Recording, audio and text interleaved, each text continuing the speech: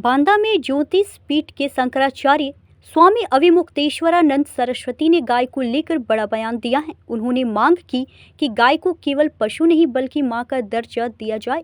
शंकराचार्य ने कहा कि भारतीय संस्कृति में गाय का विशेष महत्व है और सरकार को उसके संरक्षण के लिए ठोस कदम उठाने चाहिए।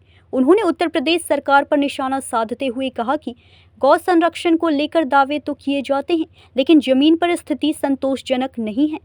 उन्होंने गौवंश की सुरक्षा, देखभाल और संरक्षण के लिए सख्त नीति बनाने की मांग की। बयान के बाद राजनीतिक और सामाजिक हलकों में चर्चा तेज हो गई है। ये गविष्ठ यात्रा है, गौ माता के प्राणों और प्रतिष्ठा की रक्षा के लिए निकली हुई है और अपार जन समर्थन इस यात्रा को मिल रहा है। हम जहाँ भी जा रहे हैं, जिसको भी पता चल रहा है, दौड़ करके आ रहा है और एक ही संकल्प व्यक्त कर रहा है कि हम किसी भी दशा में गाय को पशु मानने को तैयार नहीं है। गाय तो हमारी माता है। सरकारों ने लंबे समय से गाय को पशु घोषित कर रखा है, जो कि उचित नहीं है। इसलिए हम चाहते हैं कि पशु सूची से हटा करके उनको माता के रूप में दर्ज किया जाए। अब देखिए, ये गजब की बात है कि जिनके बारे में हम लोगों को कोई आशा नहीं थी, जिनके बारे में ये धारणा बनाई गई थी कि यही लोग हैं जिनके कारण गाय काटी खाई जा रही है, आज वो लोग निकल करके सामने आ गए हैं और कह रहे हैं कि अगर हिंदू लोग गाय को माता मानते हैं तो हम भी उनको माता डिक्लेयर करें, तैयार हैं। इतना खुल करके भारत में कभी भी मुसलमानों ने बात नहीं कही। इसका मतलब है कि उनको भी बात अपील कर रही है और दूसरी पार्टियां भी इस बारे में कोई विरोध नहीं कर रही। ऐसा सुंदर अवसर है, लेकिन गजब की बात है कि इतने सुंदर अवसर को भी जो इस समय की सरकारें हैं वो लाभ इसका नहीं ले रही हैं। अभी भी वो गाय को पशु ही घोषित किए हुए हैं, माता कहने को तैयार नहीं। अखिलेश सरकार ने योगी सरकार पर आरोप लगाया कि किसी एक विशेष जाति के लोगों का ज़्यादा इनकाउंटर। अब वो तो उनकी अपनी राजनीति है और राजनीति के आधार पर वो जो भी बात कह रहे होंगे। हम हर बात में नहीं बोलते हैं। जो धार्मिक विषय है उसमें हमारी बात उचित होगी, बाकी सब बातों में हम क्यों बोलें। योगी सरकार के कार्यकाल को आप कैसे देखें? अब देखिए, योगी जो थे वो गोरक्ष पीठ से आए थे, तो सबसे ज़्यादा उनसे आशा गाय की रक्षा की थी। जब वही नहीं कर पाए वो, तो बाकी क्या करेंगे। इसलिए हम तो टोटली फेल कहना चाहेंगे, क्योंकि जिस व्यक्ति से जिस बात की सबसे ज़्यादा आशा होती है उसको उसे पहले पूरा करना चाहिए, और उन्होंने वो नहीं किया। बुलडोजर निकाल करके लेके आए हैं, सबको डरा करके धमका करके शासन कर रहे हैं। डराने धमकाने का शासन जो है अच्छा शासन थोड़े माना गया है। देश में इतनी महंगाई बढ़ रही है, पेट्रोल डीजल के दाम बढ़ रहे हैं, इसको लेकर आप अब उनके लिए तो उन लोगों ने फैला दिया है कि हम इसके लिए थोड़े लाए हैं कि महंगाई कम करें, हम तो किसी और चीज़ के लिए लाए हैं, पता नहीं किस चीज़ के लिए लाए हैं। ये तो वही लोग जाने कि किस लिए लाए हैं, लेकिन यही व्हाट्सएप यूनिवर्सिटी में चलता है कि हम इसके लिए थोड़े लाए हैं कि महंगाई कम हो। 1000 रुपया लीटर भी अगर पेट्रोल मिलेगा तो हम खरीदेंगे। कई लोग तो 5000 तक बोल चुके हैं जी कि 5000 रुपया लीटर मिलेगा तब भी हम खरीदेंगे, लेकिन हम देंगे वोट इन्हीं को। तो जहाँ पर ऐसा पागलपन छाया हुआ हो वहाँ पर इस तरह की बात कैसे कही जा सकती है। महाराज, सनातन धर्म को लेके समय समय पर लगातार विवाद और बहस हो रही है, इसके पीछे आपको क्या लगता है? इसके पीछे कुछ नहीं है। ये सत्य सनातन धर्म जो है ये लोगों को मनमाना करने से रोकता है। इसमें रोकने टोकने की क्षमता है। ये कहता है कि गलत मत करो। बाकी जो धर्म है वो कहते हैं कि आप गलत भी करोगे तो कोई बात नहीं है, पहले ही हमारे अमुक पुरुष ने आप सब के पापों का प्रायश्चित कर लिया है।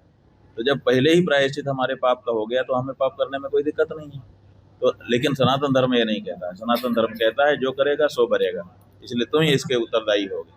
तो जो मनमाना करने वाली प्रजा है वो चाहती है कि सनातन धर्म नष्ट हो जाए ताकि हमको कोई रोके टोके ना। इसीलिए ये षड्यंत्र निरंतर हो रहे हैं। धर्म पे राजनीति बढ़ रही है, बढ़े, हमें कोई बाधा नहीं है, लेकिन धर्म को तो ना घटाए। आप हमारा लाभ ले लीजिए, लेकिन हमें क्षति तो मत पहुंचाइए। आप जब हमारा लाभ लेते हुए हमें क्षति पहुंचाने लगते हैं तब हमें आपत्ति होती है। कोई धर्म का लाभ ले ले, धर्म तो लाभ देने के लिए ही है, सबको लाभ दे रहा है। राजनीति के भी ले ले, लेकिन कम से कम धर्म को क्षति ना पहुंचाए। तो ये जो राजनीतिज्ञ लोगों ने धर्म को पाखंड के रूप में प्रस्तुत किया है, ऊपर ऊपर दिखावे के रूप में प्रस्तुत किया है, केवल जवानी खर्च करते हैं, आचरण में धर्म को नहीं लाते, इससे सनातन धर्म को क्षति पहुंच रही है और इसीलिए इसका विरोध करने की आवश्यकता है। महाराज जी, सरकारें जो है गौ संरक्षण के लिए काफी वादे करती है, काफी प्रचार प्रसार भी होता है, लेकिन जमीनी हकीकत अगर देखा जाए तो बिल्कुल अलग है। बहुत अच्छा हुआ कि आप पत्रकार बंधु ने ही ये कह दिया, नहीं तो हमें सिद्ध करना पड़ता कि जमीनी हकीकत अलग है।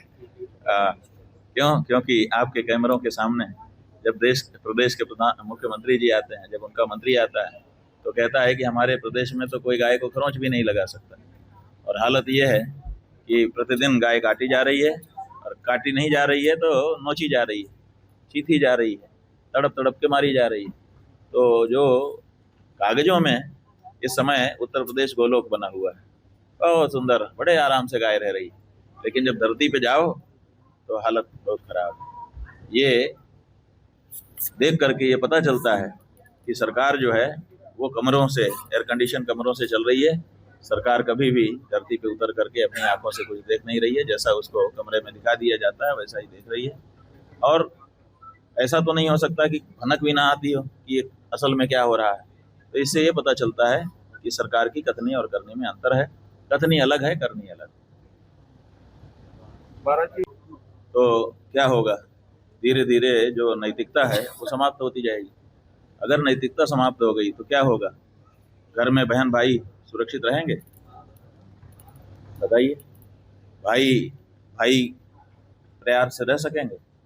बूढ़े माता पिता जीवन यापन कर सकेंगे? अगर ये नैतिकता है जिसके कारण सब सुरक्षित हैं, कोई किसी को नहीं छू रहा है, जवान भाई बहन एक घर में रहते हैं, नैतिकता ही तो है जो उनको पतन से बचाती है। अगर इसको आप नहीं प्रमोशन देंगे, इसको आप बढ़ाएंगे नहीं, तो क्या होगा आगे? पशुता आ जाएगी समाज में और पशुवत जीवन लोगों का हो जाएगा। इसलिए इस बारे में तो सोचने की जरूरत है। महाराज जी, आत्महत्या करने में बुंदेलखंड नंबर 1 पर है, जहाँ पे पर डे बांदा का ही अगर उदाहरण लिया जाए तो 7 से 8 लोग प्रतिदिन जो है आत्महत्या करते हैं। ऐसे में बुंदेलखंड के युवाओं के लिए क्या संदेश आप देंगे? बात यह है कि आप कह रहे हैं, हम सुन रहे हैं, लेकिन हम मानने को तैयार नहीं। ये हत्या है, आत्महत्या नहीं है। आत्महत्या वो होती है जो व्यक्ति खुद करता है, और हत्या वो होती है जिसमें उसको मरने के लिए मजबूर किया जाता है। तो यहाँ पर ऐसी परिस्थितियाँ बना दी गई हैं जिससे यहाँ का व्यक्ति मरने के लिए मजबूर है, इसलिए ये हत्या है और ये हत्याएं रुकनी चाहिए। न्यूज़ इंडिया 24 से काजल सिंह, ब्यूरो रिपोर्ट।